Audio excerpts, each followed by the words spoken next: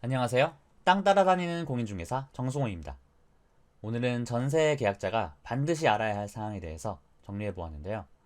전세를 계약해서 입주하고 만료해서 나갈 때까지 풀코스를 정리해 보았습니다. 아는 만큼 손해를 안 볼 수 있으니까 끝까지 시청하셔서 확실한 도움이 되길 바랍니다. 우선 목차입니다. 첫 번째, 전세 계약서 작성 시 주의사항, 전월세 신고, 전입신고 및 확정일자 신고, 전세권 설정에 관한 사항, 계약갱신, 만료 후 전세 보증금까지 알아보도록 하겠습니다. 전세 계약 중에서 주택이나 아파트뿐 아니라 상가주택이든 원룸이든 주거용으로 전세 계약을 한다면 모두 해당되니까 그 점 참고하시면 되겠습니다. 첫 번째, 계약서 작성 시 주의사항입니다. 아무래도 가능하다면 공인중개사에게 맡기는 것이 가장 안전하겠죠? 그렇더라도 임차인 입장에서는 기본적인 것은 알고 있어야 됩니다. 우선 계약서에 전세 목적물의 소재지를 가능하면 정확하게 기록하셔야 돼요. 나중에 확정일자를 받았더라도 특히 아파트나 다세대 주택 같은 경우에는 주소뿐 아니라 동호수의 기록이 잘못되는 경우에 보증금 회수가 불가능해질 수도 있어요. 물론 단독주택이나 다가구인 경우에는 문제가 없지만 주소와 동호수 틀리면은 다른 물건으로 보고 법적인 보호를 받을 수 없게 될 수도 있어요. 보증금이나 계약기간 같은 거는 각자 원하는 것을 기록하면 됩니다. 참고로 보통 2년 기간으로 계약을 하죠. 근데 2년 이하로 계약을 했더라도 임차인 입장에서는 나중에 어떤 상황에 따라 2년 미만을 주장할 수도 있습니다. 뭐 이런 것들은 잘 알고 계실 겁니다. 그리고 또 한 가지 중요한 게 등기부 상인은 소유주가 직접 서명 날인하도록 해야 한다는 거죠. 예를 들어서 남편이 소유자인데 부인이 방문하셔서 작성했다든가 부모님이나 가족이 소유자 본인 아니면 일단 위험을 감수하셔야 돼요. 인감 도장이 날인된 위임장이나 인감 증명서가 있으면 되지만 그런 경우에는 중개사무실에서 작성하는 것이 나중에 생각했을 때 더 좋겠죠. 안전하고. 실제 살 집의 상태도 임대인이랑 미리 확인하시는 것이 나중에 서로 욕하거나 얼굴 붉히는 관계가 안 될 수 있는 방법 중에 하나예요. 눈에 잘 안 보이는데 사실은 중요한 것들. 예를 들면 누수, 곰팡이, 보일러, 난방, 온수 같은 거를 미리 확인해서 체크해 두는 것이 좋겠습니다.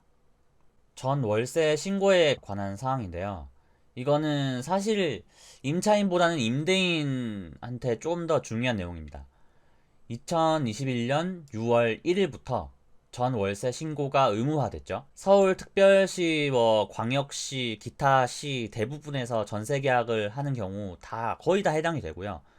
보증금 6천만 원 이상이거나 월세 30만 원 이상이면 해당되니까 사실상 어디 깊숙한 촌이 아니면은 다 해당이 됩니다. 전세 계약 신고를 다 하셔야 돼요.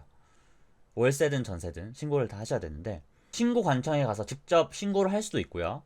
온라인으로 임대차 신고를 검색해가지고 할 수도 있고 부동산 거래 시스템 들어가면은 신고하는 곳도 있습니다. 중개사무실에서 신고해주기도 합니다. 이게 원래 원칙은 공동신고라서 임대인이랑 임차인이 같이 신고를 해야 되는데 그래도 임대인 또는 임차인 한 명만 신고를 하면은 공동신고로 간주해요. 그래서 둘 중 한 명만 신고하시면 됩니다.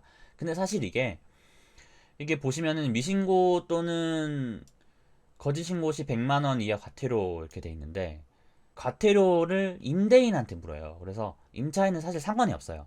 임차인분은 확정일자 받으러 갈 때 신고하셔도 되고요. 아니면 그냥 신고 안 했다가 나중에 가만히 있으면은 임대인이 혼자서 신고할 거예요, 아마. 이거는 약간 조금 임대인한테 불리한 법이 될 수도 있겠죠. 이제 그 다음에는 전입신고, 확정일자에 관한 건데 전입한 날부터 14일 이내에 전입신고해야 됩니다. 그러니까 이게 이사하고 난 뒤에 내가 새로 들어간 집 있죠. 거기로 이사하고 난 뒤에 14일 이내에 전입신고를 하시면 되는데 이때 확정일자도 동시에 하면 돼요. 14일 이후에 해도 되긴 하는데 과태료가 부과될 수 있겠죠. 전입신고는 해당 행정복지센터에 방문하거나 민원 24시로 온라인 신청이 가능하고요. 확정일자도 전입신고할 때 같이 동시에 하시면 돼요. 혹시 깜빡하고 그런 경우는 거의 없겠지만 못하신 경우에는 인터넷 등기소에서도 가능은 합니다. 전입신고는 대항력, 확정일자는 우선 변제권과 관련이 있기 때문에 사실 엄청 중요해요. 근데 이게 좀 디테일하게 들어가야 되는 부분이 있어서 나중에 이 부분에 대해서 자세하게 다루어 보겠습니다. 오늘은 약간 결론만 말씀드릴게요. 전세권 설정에 관한 사항에 대해서 설명드릴 건데요. 이게 사실 많은 분들이 확정일자만 받아도 되는지, 전세권 설정을 추가로 해야 되는지에 대해서 헷갈려 하시는 분들이 은근히 많습니다. 근데 이게 앞에도 아까 말씀드렸지만 대항력이랑 우선 변제권이란 것에 대해서 좀 잘 알아야 돼요. 이거는 제가 다음에 대항력이랑 우선 변제권에 대해서만 가지고 자세하게 다루어 볼 거니까요. 오늘은 간추려서 간단하게만 말씀드릴게요. 일단 일반적으로 대부분의 경우는 확정일자만 받으셔도 돼요. 전세권 설정할 필요 없습니다. 전세권 설정이 필요한 때는 특별한 경우가 있어요. 그게 바로 확정일자의 보호를 받을 수 없을 때입니다. 예를 한번 몇 개 들어볼까요? 먼저 이런 경우가 있겠죠. 전세 계약의 이유가 회사의 직원을 입주시키는 경우, 그 다음에 임차인이 법인 명의로 계약하는 경우, 전세 계약을 한 사람이나 가족이 입주 안 하고 다른 사람을 입주하게 해서 사는 경우, 전세 계약 기간 동안 당분간이든 일시적이든 다른 곳으로 이사하거나 전출하는 경우, 이럴 때 전세권 설정해야 되는 겁니다. 이때는 이제 확정일자를 받을 수가 없기 때문에 확정일자에 대해서 보호를 받을 수가 없거든요. 전세권 설정할 때 드는 비용도 꽤 나가거든요. 그래서 확정일자만 받으면 되는데 뭐 아까 이런 예시들 이런 경우가 아니면은 설정할 필요가 없어요. 돈이 더 많이 들 뿐이에요. 전세권 설정의 유일한 장점 딱 하나 있어요. 장점이라기도 약간 애매한 장점인데 일단 뭐냐면은 전세권 설정을 하면 만기가 지났는데도 불구하고 임대인이 보증금을 지급하지 않는다. 그러면은 이제 지체 없이 임의 경매를 신청해서 보증금 회수가 가능합니다. 근데 전세권 설정 없이 확정일자만 받아놨다. 이럴 때는 법원에 보증금 지급 청구 소송 기간이 좀 더 필요해요. 좀 더 길어질 수 있죠.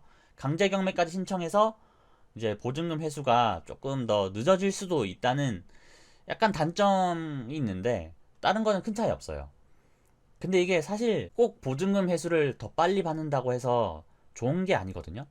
보증금을 얼만큼 회수할 수 있냐가 더 중요합니다. 전세권 설정을 건물에만 했다? 그러면 건물에 대해서만 변제를 받을 수 있어요. 근데 전세권 설정을 안 해놓고 확정일자만 받아놨다. 그러면 따로 뭐 설정할 것도 없이 건물뿐 아니라 토지에 대해서도 자동으로 변제를 받을 수 있어요. 그러니까 오히려 단독주택이나 다가구 주택의 경우에 전세권 설정이 더 손해보는 경우가 덜어 있어요.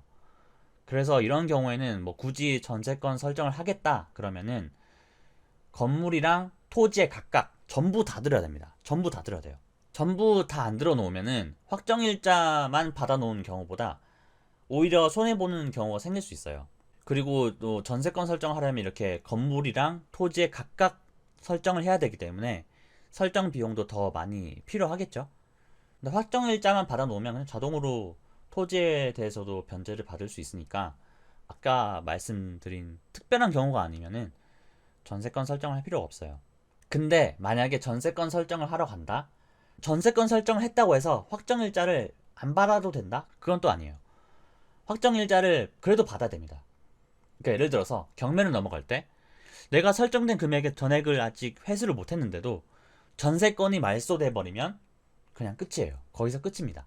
근데 확정일자는 전액을 회수받을 때까지 법적 보호를 받을 수 있어요. 그러니까 만약에 전세권 설정을 한다고 하더라도 확정일자를 받아 놓는 게 좋습니다. 확정일자 받는다고 해서 뭐 돈 드는 건 아니니까요. 이 점 꼭 유의하시고 계시면 좋겠습니다. 그 다음에 계약갱신에 관한 내용인데요. 비교적 최근에 생긴 임대차 3법이라고 들어보셨죠? 다들 잘 알고 계실 건데요.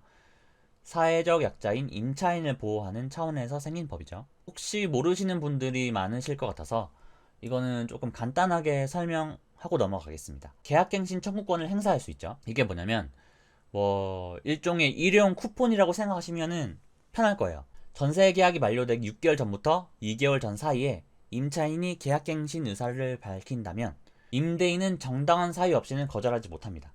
그러니까 2년을 추가적으로 더 거주할 수 있는 거죠. 임차인 입장에서는. 이거는 근데 사실 기본적인 사실이고요. 여기서 약간 추가로 꿀팁을 하나 드려볼까요? 예를 들어서 임차인이 계약 기간이 만료가 다가왔지만 좀 더 살고 싶다. 그러면은 굳이 임대인한테 연락해서 뭐 이런저런 말을 할 필요가 없어요. 그러니까 임대인이 묻지도 않았는데 굳이 내가 계약갱신 청구를 할 필요가 없다는 거죠. 왜냐면 만기되기 2개월 전까지 아무런 연락이 없으면은 묵시적 갱신이 되거든요. 그러니까 6개월 전부터 2개월 전까지 아무런 연락이 없으면 묵시적 갱신, 그러니까 자동 연장이 됩니다. 임차인은 자동 연장이 됐으니까 2년 더 거주할 수 있겠죠. 근데 이거는 임차인이 계약갱신을 행사하지 않은 거죠. 아직은 자동 연장이 된 경우이기 때문에 임차인이 사용할 수 있는 일회용 쿠폰, 계약갱신 청구권이 남아있는 거죠. 그러니까 2년 자동으로 연장돼서 더 살고 한 다음에 그 이후에 계약갱신 청구를 딱 하면 2년 더 사는 거죠. 총 6년을 사는 거죠. 이런 경우가 은근히 꽤 많이 발생해요. 반대로 말하면 임대인 입장에서는 계약기간 만기 전 6개월, 2개월 사이에 임차인한테 계약갱신 여부를 확인하는 게 좋겠죠. 임차인한테 계약갱신 청구권을 반드시 사용하도록 해서 나중에 혹시나 모를 추가적인 인연의 손실을 방지하는 게 좋겠습니다. 다음은 마지막이죠. 기간 만료 후에 전세 보증금 반환에 대해서 말씀드려 볼게요. 계약 기간이 종료되는 날짜 혹은 임차인이 종료를 원하는 일자가 정해질 수도 있겠죠. 그럴 때 그 종료되는 날짜 이전에 최소한 3개월 이전에 임대인한테 말해가지고 이사 일자랑 보증금 반환에 대해서 미리 말을 해야 된다는 거죠. 그 날짜까지 임대인이 입주하거나 다른 임차인이 들어오는 경우에 이사랑 동시에 보증금을 회수해야 되겠죠. 임차인 입장에서는 보증금 받아야겠죠. 보증금이 또 작은 돈이 아니란 말이죠. 그래서 미리 얘기를 해서 상호 긴밀한 협의가 필요합니다. 이게 중개사무실에서 진행하면 크게 어려움이 없어요. 중개사가 다 도와줍니다. 그래도 기본적인 거는 알아야 돼요. 예를 들어서 조금 헷갈리는 이런 경우가 있을 수 있겠죠. 이런 경우 새 임차인을 구해서 이사하는 경우 이때 누가 중개 수수료를 부담해야 하는가 하는 문제가 발생할 수 있어요. 이때 임대인이랑 임차인이 다투는 경우도 종종 발생합니다. 이럴 때 어떻게 하느냐. 첫 번째, 계약서에 적힌 만기일에 나가는 경우 이때는 임대인이 부담해요. 왜냐면은 계약서에 적힌 대로 나가니까 약속한 대로 임차인은 계약 기간을 딱 채워가지고 나가는 거니까 새 임차인을 구하더라도 이거는 임대인이 부담하는 게 맞죠.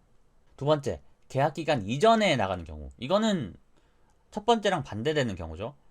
약속을 지키지 않고 계약 기간 이전에 나가는 거니까 새로운 임차인을 구할 때 기존 임차인이 중개 수수료를 부담하고 나가야 됩니다. 마지막으로 계약 갱신 됐을 때, 그러니까 묵시적 갱신이 됐든 임차인이 청구권을 사용해서 계약 갱신이 됐든 모든 경우를 포함하는 거죠. 그 이후에 임차인이 나가겠다 하면은 그때는 또 임대인이 부담해야 됩니다. 이거 조금 헷갈리죠. 대신 3개월의 시간을 주겠다. 3개월 후에 나가겠다는 거죠. 이때는 임대인이 부담해야 됩니다. 네, 오늘은 전세 계약할 때 꼭 알아야 하는 사항에 대해서 알아보았는데요. 이렇게 몇 가지만 알아도 전세 계약할 때 손해를 발생할 일이 별로 없을 거예요. 다음번에도 도움이 될 만한 자료들을 더 가져와가지고 여러분들에게 설명드려보도록 하겠습니다. 혹시 오늘도 많은 도움이 되었다면 좋아요와 구독 부탁드립니다. 이상 땅따라였습니다. 감사합니다.